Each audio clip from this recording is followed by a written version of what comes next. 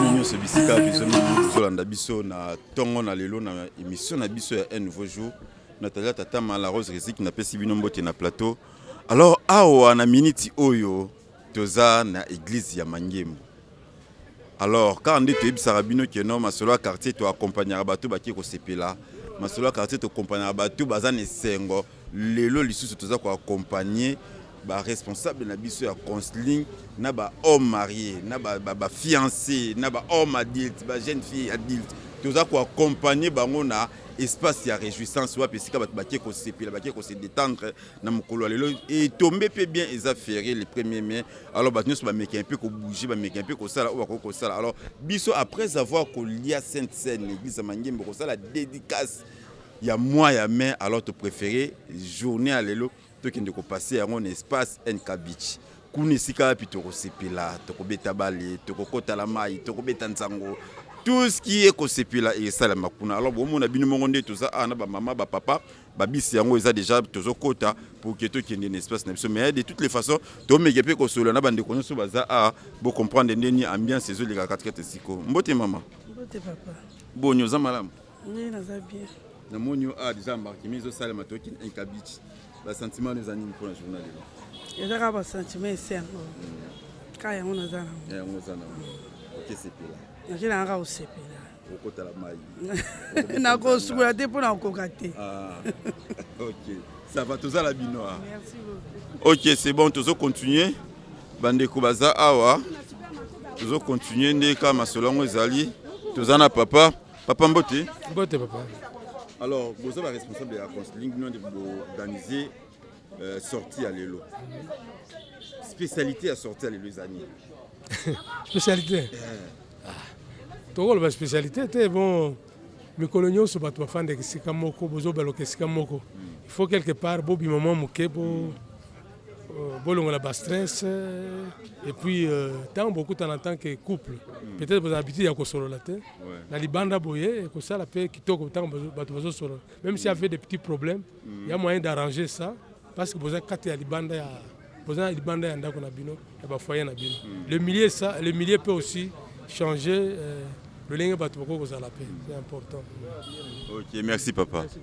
Alors tozo continuer car on est tous à la Freddy Azara, Freddy Yaranan, Freddy Yaka. Freddy Yaka tozana Freddy Somboa azanga raté azala toujours na kati masolongo. Tout que c'est pela rolo banini pona journal lelo. Bon, journal lelo c'est pour biso ba couple. Bino ba célibataire za kuna ba région de biso. Liste la clôturé té. To c'est peut-être ki ba ndaku. To ke sukondi to banda bolingongo, papa na maman. To s'amuser. Comprendre to kota na kati to sepela to zonga ba soir donc to kokima mambangu ba jeto zalaka to kokima mambangu to kobeta bale banzango tout ezali ba coupe botikala ki bo ça effort prochainement il faut bolanda biso to sepela ka ba stress anda to tiki yango to ko sepela bo sani tout bo sani cuisine bo sani to ko sepela to zonga bana za bo mutu. OK, donc toza awa bande comme ça déjà si ba koti na biso tozo luka luka bango to meke mpe ko solisa bango parce que ambiance eza makasi bande ko zo koti na biso papa mbote. Mbote papa. Na moni aussi liste ozo gérer bis koto. Oui, na gérer bis numéro 4. On a bato bazo kende excursion. Yo zana biso zana counseling? Oui, na zana counseling. Naza parmi les conseillers à counseling. Voilà. Alors nous net bo banze sorti pour. Oui. Beaucoup le banini par rapport à ça. To ki sala nini pour NK Beach. Bon, eza ba moment moko ya détente. Moni toza ba parents. Moko ko sala mingi ma misala, moko ba prière, moko moya. Même la Bible dit il y a un temps pour tout.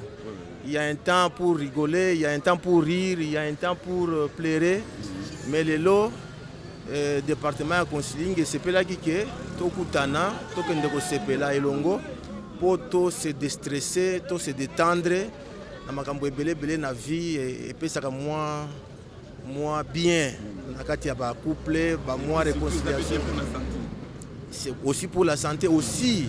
C'est aussi bien pour les couples baye ba hein el moko ba moi ko solo la ka ba moi ni nezaka moi bien. Merci beaucoup. OK, tozo continuer. Toza awa donc bon ambiance ya vraiment à makasi. Toza na maître awa. Bonjour maître. Bonjour mon ami. tozobima bino boza baresponsable ya considérer Ah. toyoki esa nini na NK Beach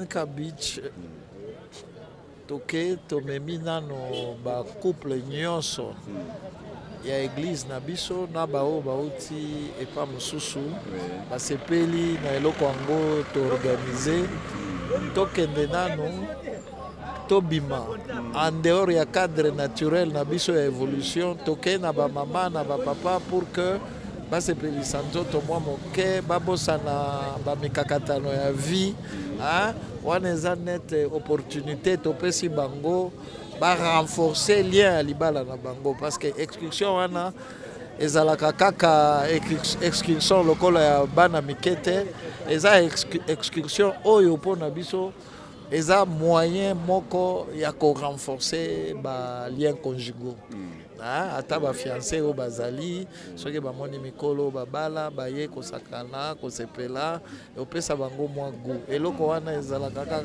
eajutaka kaka un plus na kati ya libala soki ozangi yango ozozanga baopportunité ya koekarte divorce mosika na libala na yo soki olingi ozwa divorce pembeni na yo ozala kaka na ndako solola na mama bodiskute na ndenge bokopotana eza bien te ere moko bobimi na ye libanda bosepeli bomisepelisi botali mpe baninga ya église. C'est une façon de se reconnaître aussi comme enfant de Dieu dans cette excursion à travers tous ces couples là qui vont se rencontrer. Il y aura par exemple partage ya repas okoki kolia place nyonso olingi tout simplement parce que oyebi ke moto aza pembeni na nga aza ndeko na nga omoni ke partage wana ya repas c'est plus fort pour les chrétiens. Ça nous renforce un peu d'être très solide au niveau des couples de l'église. Voilà. Merci beaucoup.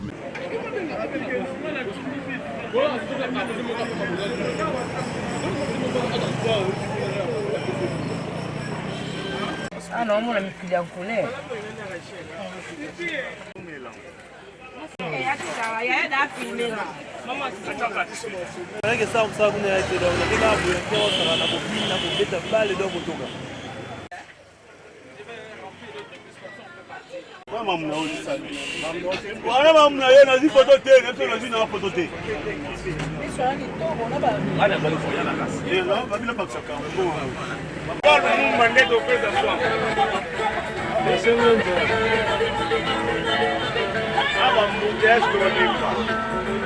Telefone bakovai na bavita toza na changu dema na telefone toza na changu baba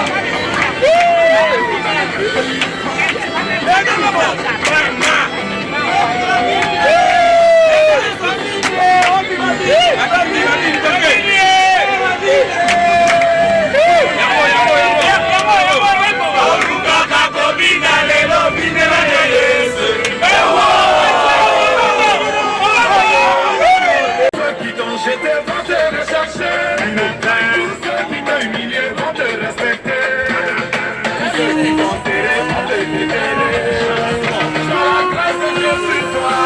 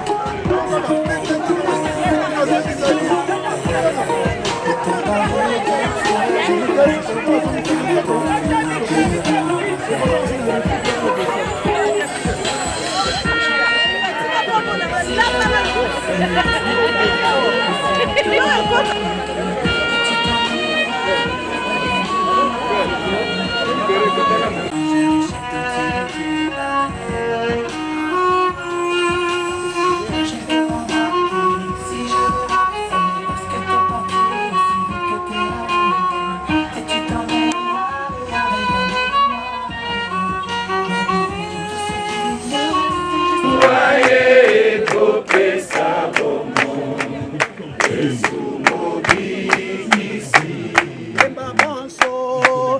Nous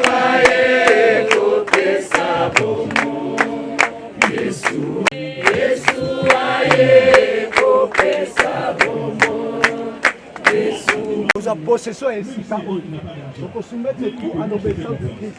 Voilà kobebisa oyo nyonso ezali ya Nzambe te wali kotatola elonga na Nzambe na esika oyo prions l'Éternel. Autorité pe pouvoir na esika otelemeli oyo nyonso yo te ozwi bokonzi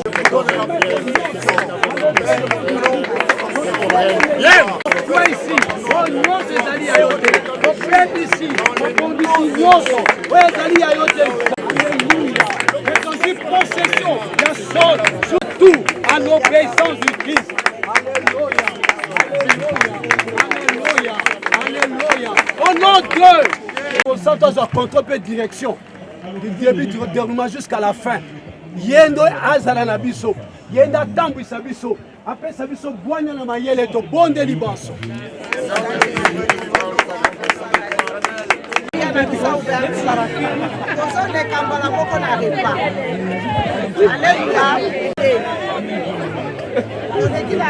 Après repas de ça, la visite guidée, la promenade libre pour la tinala, attention la fiancée, autant pour l'ensemble des mères, et puis le jeu est Zaliwana. Mais on commence d'abord par les repas. Amen, acte de 42, communion fraternelle. Amen. Amen. La jeu est Zaliwana, donc. Tu as reçu la main, surprise Moussou et Salami. Alors, ils ont anniversaire à Maman Véro. Donc, tu as gâteau, ça awa. Mais tu es maintenant noir, tu es maintenant avant Maman Kata gâteau. Joyeux anniversaire. Joyeux anniversaire. Joyeux anniversaire, Maman Véro. Joyeux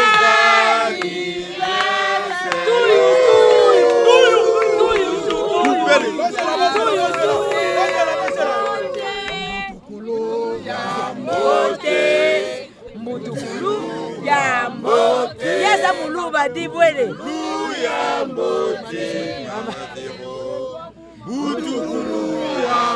Nachiluba coupez les gâteaux.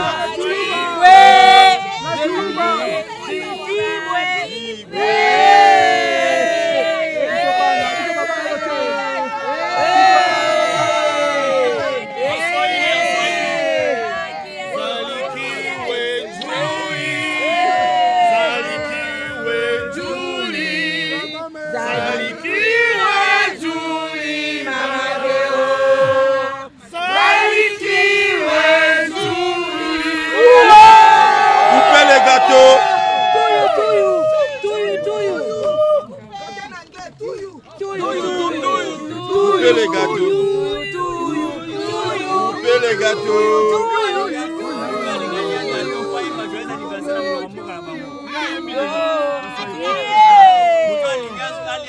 Allez, allez, l'obinaye. Véronica.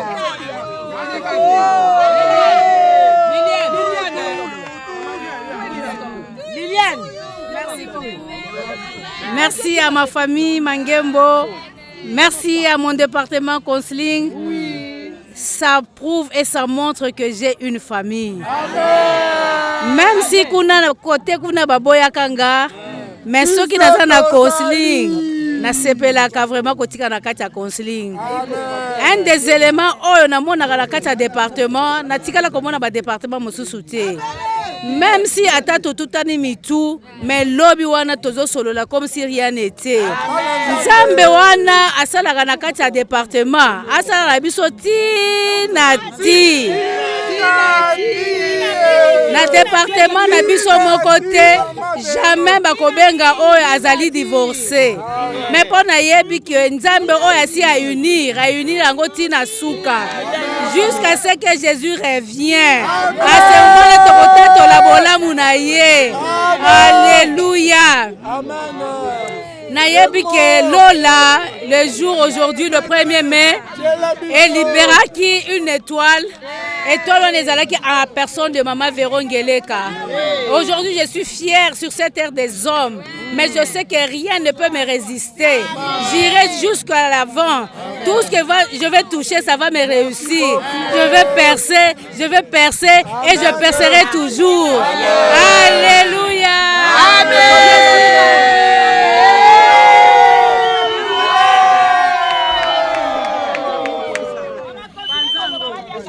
Alors, ma solo à quartier, tu continuer. Maman jolie. Ma solo à quartier. Ah, ouais, tu fêter anniversaire.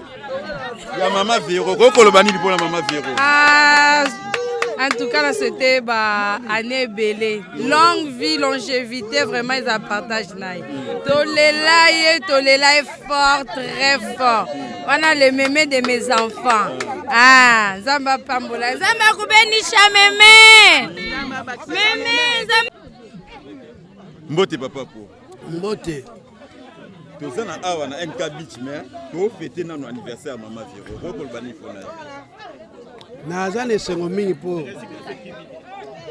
Ebiso kola bakiselo mbula ikolo. Epesa ke sengo. Epesa ke sengo. Eza lipamboli. Eza lipamboli parce que ebele ba fêter te. Mais ya fêter lelo.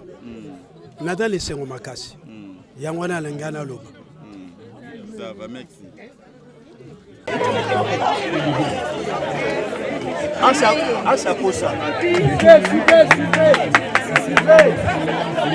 Tout ça a un beach. Ambiance ya makasi bino ozomona. Mais na kiti na restaurant te. Na yende place ba wala babilo tolia.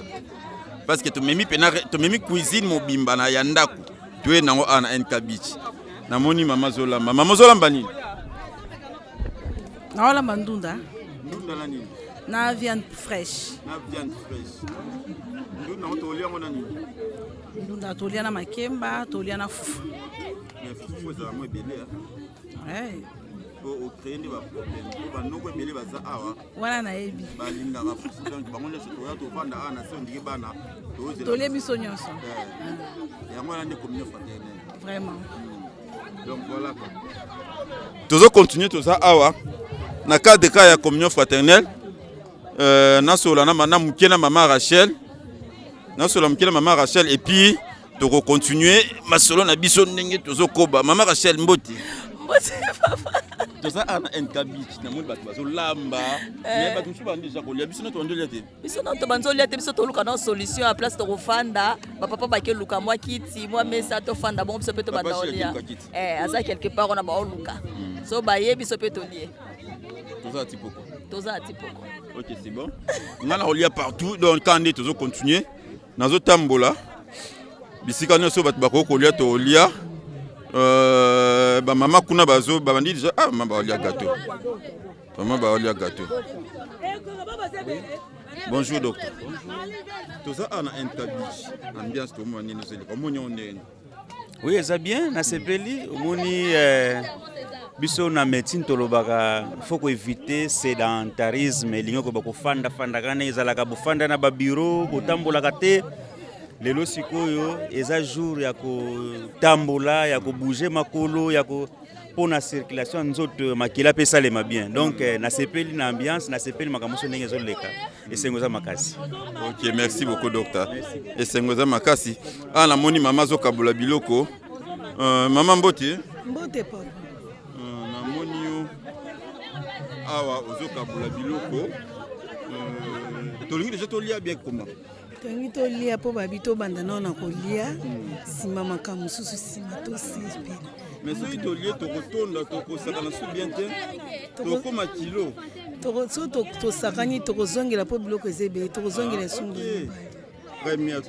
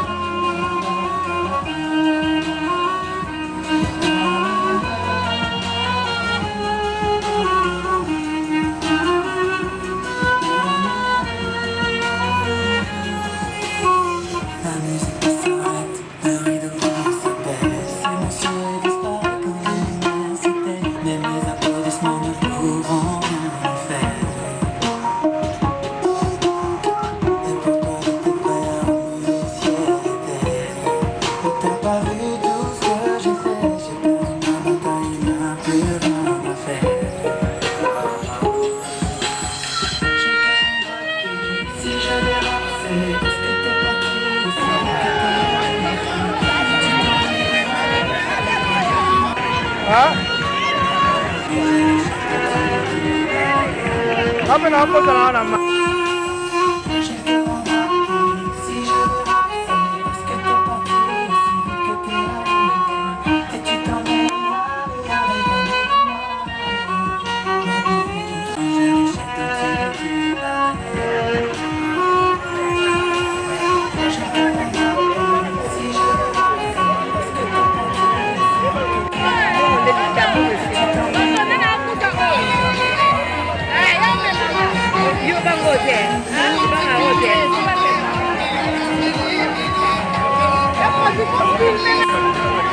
Pusa bango.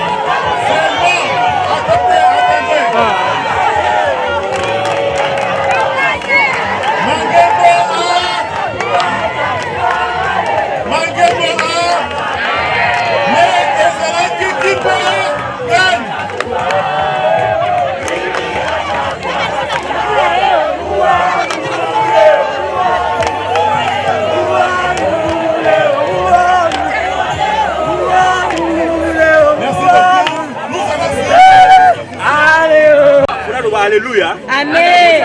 Alléluia. Uh-huh. Alléluia. Amen. Alléluia. Amen. Ok, merci beaucoup. Namoni maman baka introduire likambo ya sexualité comme les counseling, les couple. Alors tolingaki to makambo za ebele koloba na sexualité mais na temps oyo bapesi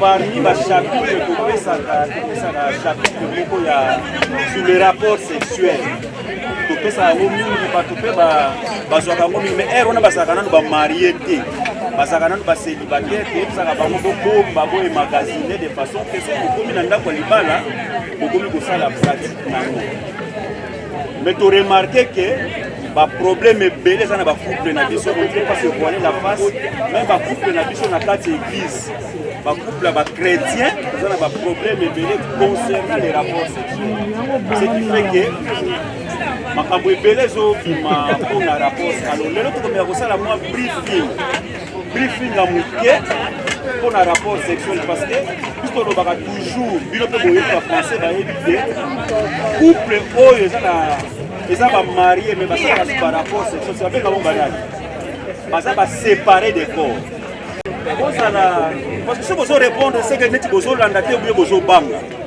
nalingaka bo encourage nga soki nazoloba bozoka soki te nakoya koyoka soni apres nabomi makambo nanga mosusu na paye naza mpenza chrétien soki nazokuna borépondre ngai esalanga mwa bi episanga courage donc bacouple oyo abouye mais basalaka su barapport sexuel te babengaka bango baza baséparé de corps or au fur et à mesure boza na séparation de corps bokokoma na séparation d'esprit et puis pas de couple nango bokoki na divorce badivorce ebele esalemi ebandi nano eloko moke ya séparation de corps après eke na séparation d'esprit tikala nango lisusu te alors lelo tokomeka kolobela eloko nini esalaka ke bacouple basala barapport sexuel bien te parce que barapport sexuel ekoma nde nalobaka toujours na temps suivi bato bayebi bana mibali bakoma lokola basoso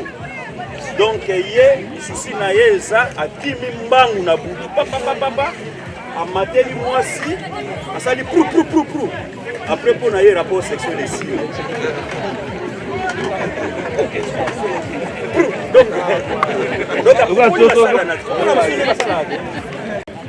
au fur et à mesure makambo wana ezokosakimile na nzoto ya mwasi na nzoto ya motu ekomi parce que bon entre nous soit dit ici la plupart des personnes on ne se marie pas des vierges donc basi ebele avant aya kobala Jean-Paul avant kobala Luc et si akutana na Dieu merci si akutana na Patrick on ne sait pas expérience ni nazalaki nango na Patrick or soki obali Jean-Paul c'est que obali pour la vie et que obosani libela Patrick ou bien Dieu merci ozalaki na kala donc vie na yo mobimba ekomi na Jean-Paul donc il faut osala ba expérience sexuelle na yo sole na lobby après oningani okei ye aobanda kozala toujours na expérience na ye ya kala ya moto oyo azalaka ni na kala lebi mais elle nazalaka célibataire elle nazalaka na bale nanu te nazali na bongolaki nanu motema te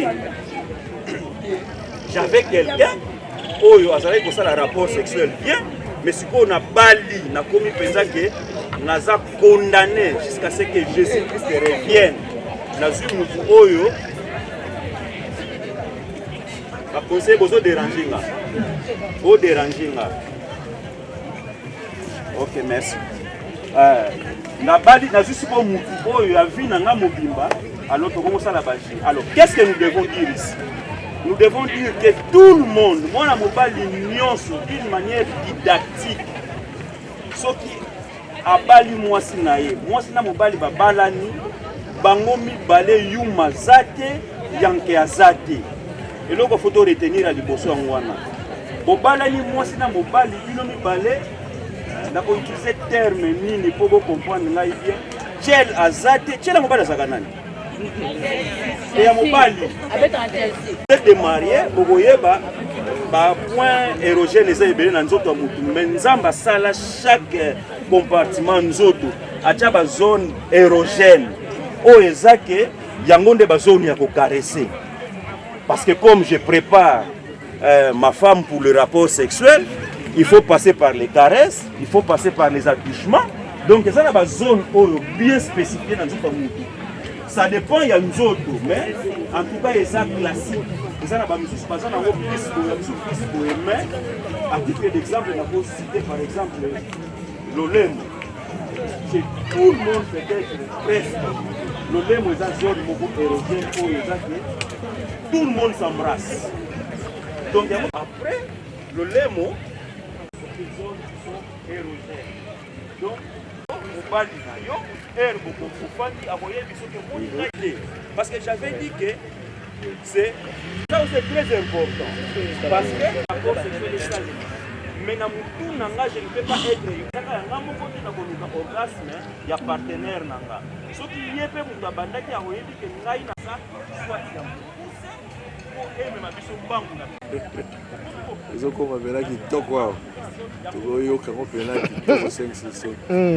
biso na Bercheba na bureau na biso chaque dimanche tozala wana après première culte bien deuxième culte ba conseiller baza wana bakoki ko éclaircir yo soki ezali vraiment très urgent.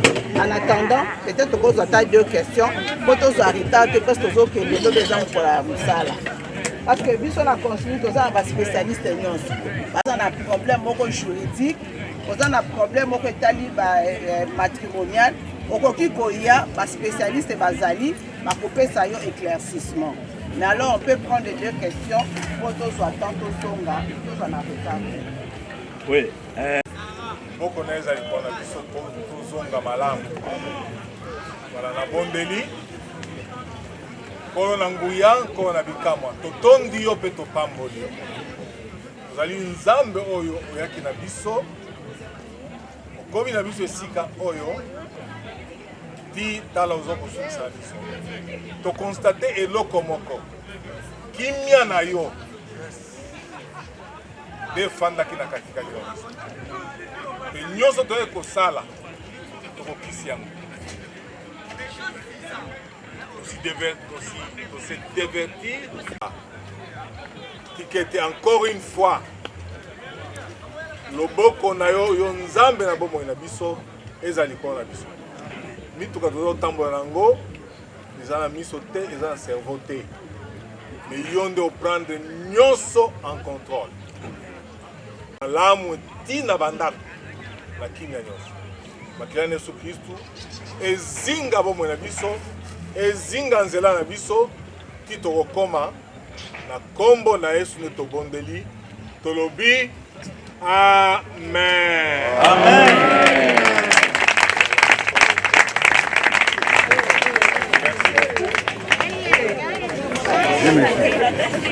Bonsoir maman. Bonsoir papa. Tokomi na suka ya journée na biso ya réjouissance. Ni par rapport à Yandé va répondre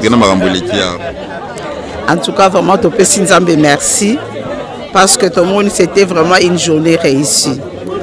Premièrement, les gens ont répondu favorablement, positivement. Et puis deuxièmement, tout le monde pense que ça qui m'a d'ordre que les gens se détendent, se déstressent. Tu vas se détendre, sali jeu en commençant par manger, on a bien mangé. Tout ça qui acte des 42, il y avait la communion fraternelle. En tout cas, Moutazengi a collé à Zate. Et puis, on s'est amusé, tout ce qui, même voir même na kutani kutuna couple mokalobi et maman. Tika batika la kosukola bana wana bango moko batika la koso bango en charge to lembi routine wana to lembi yango lelo penda to bossa na makambo wana. On a oublié vraiment tous les bruits auto kaka mikolo nyonso ya bandako vraiment on s'est occupé de nous-mêmes. To moni ba couple ndé bazalaki 2 à 2 bazalaki vraiment bazako solo là et salibiso malamu et toza sûr que mot d'ordre na biso tozalaki nango vision tozalaki nango il y a réconciliation ba couple bazaki en conflit et puis renforcement ba couple bazalaki bien to moni que to atteindre yango vraiment to pamboli nzambe pona tina na yango. Merci beaucoup. Merci. En tout cas, journée kitoko, to passer vraiment un bon moment, to se relaxer, to se détendre. La semaine est toujours lourde, misala, charge, église et paille, nous sommes pas famille, mais tout de suite on se détendre, tout sakani, à un moment donné tout s'allonger, en tout cas des bons moments. Zamazalokum n'a pas moli mingi bande qu'on a biso à counseling pour une initiative oyo, et appellent à soukate, et à sous belé sous. Ok, merci. Ok. Voilà. Dès que tu as vu les bandes de temps, tu as dit que non. Département à counseling et bimi, na ba couple marié, ba couple fiancé, juste pour na koya ko se détendre, koya ko sepela, koya ko sakana. Et bon, mon ibino mon dernier leki, en tout cas ba sepeli, ba sakani. Donc, ils ont bien pour la santé, mais aussi ils ont bien pour na ko ça en sorte que ba meka ko ça en famille. Cause à la famille et ça la bien bolingozon à makasi et voilà quoi.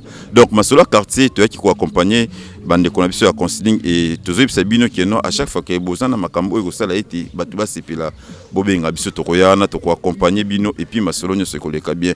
Pour l'autre ceux qui a na counseling mais ma solo quartier continue toujours. Ba initiative ya boyende zo sala ke biso to accompagner bino. Tant bino bozo sepila, tant bino bozo ko zana batu, tant makambo eze 5 place no selenge zalaka. Biso to zana juste pona ko sepela na bino ensemble et puis voilà quoi pour l'autre ceux qui même ma solo quartier facilité toujours continuer donc à la prochaine.